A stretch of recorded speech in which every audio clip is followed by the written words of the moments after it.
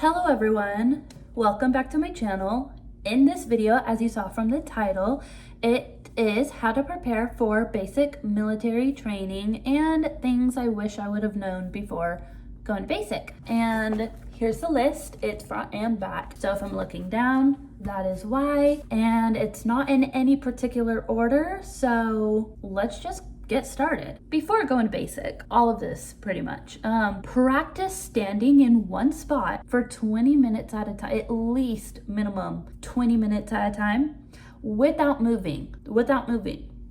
Oh my God, that was probably the biggest issue throughout basic, is standing still. And it still is, and I'm in tech school. But now that I'm in tech school, I've really got to grind and stay still. It's hard. It is hard because your feet hurt. But practice before you go. If anything, I think that is the biggest thing and most important thing that you should do before going to basic. With that being said, while standing in one spot, practice standing at attention, which is basically like this, and standing your feet at 45-degree angle and hands like this and at the seam of the pants on the side. Your memory will be shot. You won't remember shit. You won't know shit. Your memory is shot. Your mind is just blank. You're basically a robot and just following directions. At least that's how it was for me. Let's see, what else? Be prepared to go up at least 1 to 2 flights of stairs 4 to 6 times a day. So if you're gonna work out before going to basic, practice going up and down stairs. Actually flights of stairs. That's a big one too. I mean, no matter if you're Disneyland or Alcatraz, you're gonna have you're probably gonna be on the third floor, third floor. So practice going upstairs. The next thing would be, if you have a question, in my opinion, it's always better 100% of the time to ask an MTI, no matter what the question is. Ask an MTI rather than asking a wingman / trainee, because 99% of the time, you're a trainee too, and do what they tell you. Because 99% of the time, a trainee heard something different than you, and you'll get multiple people saying different stuff. This was my dorm's biggest issue, absolute biggest issue, was even the MTI.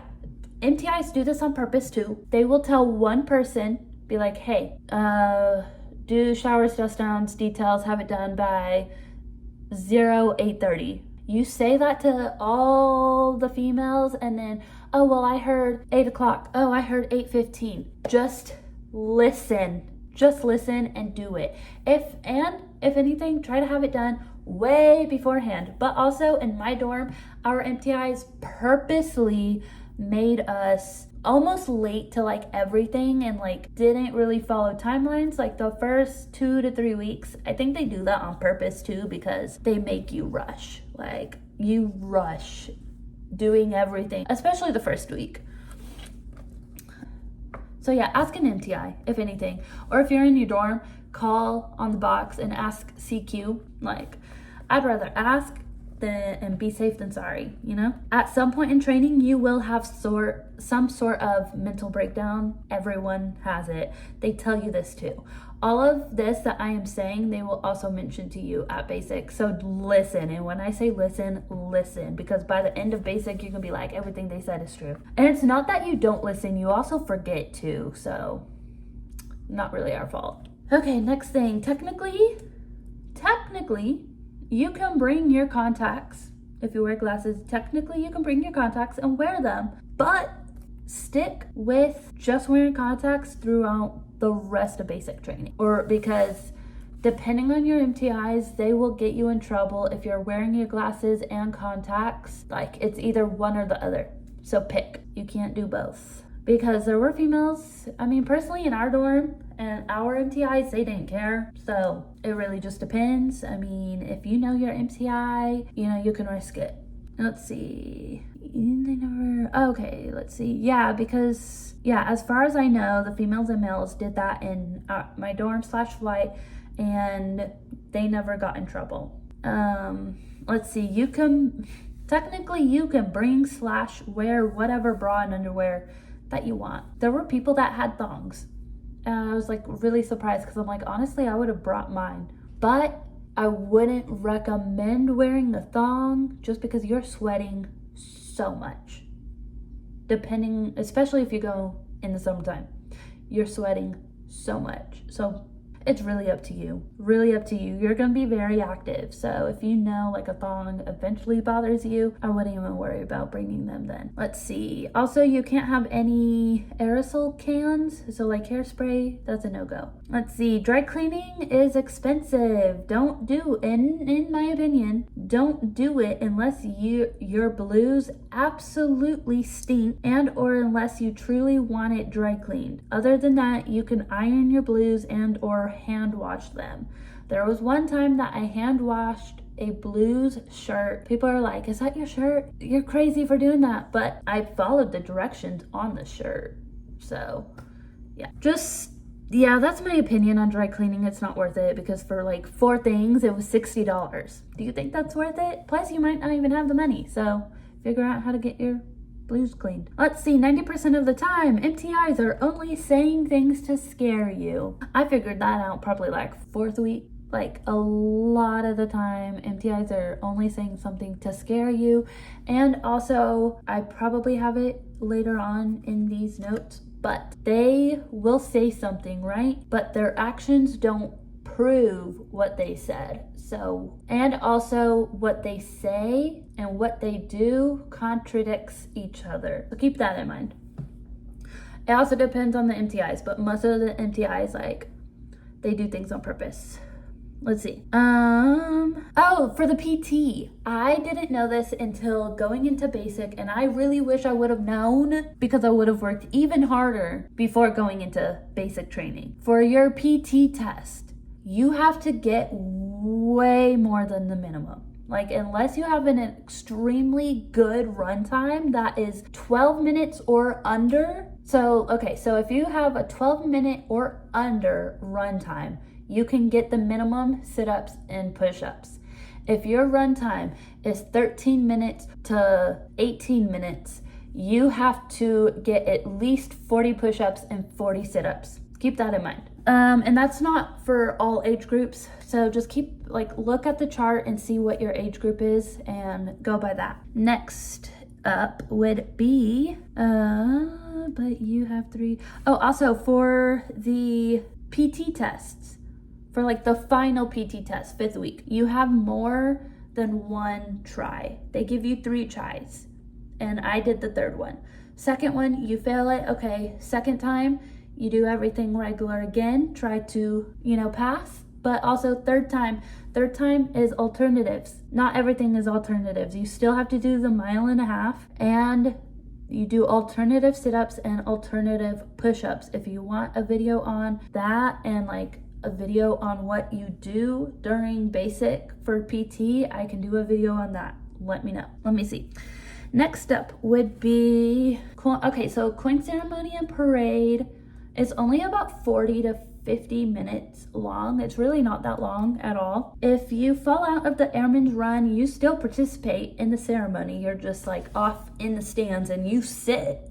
So like, I don't know, for me, like honestly, I didn't mind because you still get the coin, you still stand up and like do the certain things when you need to, but you sit too, and you're in the shade. So kind of keep that in mind. It's not like a huge deal to be in like your flight. And then also parade, I didn't do parade because damn Air Force wanted to put my appointment on graduation day. So I don't know how parade went. Let's see. Yeah, you're just not with your flight. As far as parade, everyone does it. Even if you fell out of Airman's Run, everyone does it, but I don't know 100%. As far as I do know, like if you fall out of the Airman's Run, you just don't participate in ceremony with like being in your flight. So other than that, you still do everything else. Also, if you want honor grad, you have to have everything perfect pretty much. You have to know how to do everything and how to do everything and how to do it correctly. If you don't care about undergrad, just make sure you just pass everything. To get any kind of medication, you have to go to read. Fun. Oh, also double, triple, quadruple check everything and no, you're not crazy. There were times that us females were like, let me triple check this. And I feel crazy, but you're not crazy. Double, triple check everything. Highly recommend it. Because you're also like, you're so, what is it called? Like, you don't get that much sleep. You really don't. You're always tired, so you need to double, triple check everything and have Wingman check over you. As far as hydrating before basic, I did that, yet still had problems. Don't know why, but I did. Also, oh my God, this was a big issue too. And in my opinion, please be a wingman.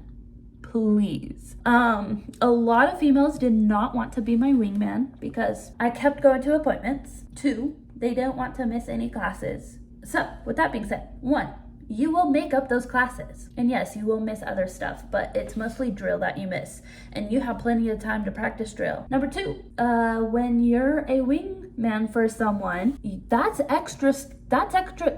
is extra time to study on your iPad. Extra time to yourself. Because if you're at read, you sit in the wingman part and like, you're kind of like by yourself in a way. You're surrounded by people, but you're not in like basic. Like you are, but you're not, if that makes any sense. And I didn't mind going to my appointments because I'm like, more study time for me. And I mean, yeah, that's all you can really do. And then like also if you missed like going to get your blues like I did, when you come back from your appointment, no one is there and you can work on your RLA. You can work on stuff when you get back to your dorm. It was actually kind of nice. So yeah, I mean, and also like the mandatory classes, you can always study on your iPad that lesson before even going to that class. So if you do it ahead of time, you don't have to actually go to that class. That's all I gotta say about that. Study the memory work before you get to basic, which is the ranks and chain of command, the alarms for like attacks and weather and stuff. Learn the Air Force song, the creed, all of that, because during 5th week, you also have that as a test. I personally only got tested on the memory work once, and it's not even like the full thing.